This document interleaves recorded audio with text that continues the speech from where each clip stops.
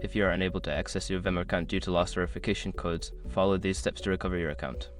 This guide will help you regain access without needing those codes.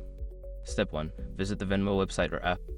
Go to the Venmo website or open the Venmo app on your device.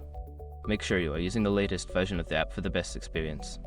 Step 2. Select Forgot Password. On the login screen, click or tap on the Forgot Password link. This will initiate the account recovery process and prompt you to enter your email address or phone number associated with your account. Step 3. Check your email or phone. After submitting your email or phone number, check your inbox or messages for a password reset link or code.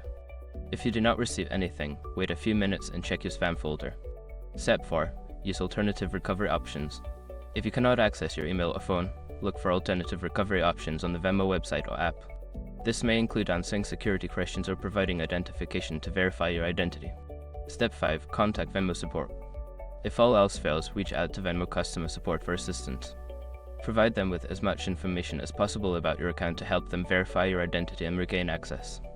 By following these steps, you should be able to recover your Venmo account without verification codes. If you encounter any issues, don't hesitate to seek help from Venmo support.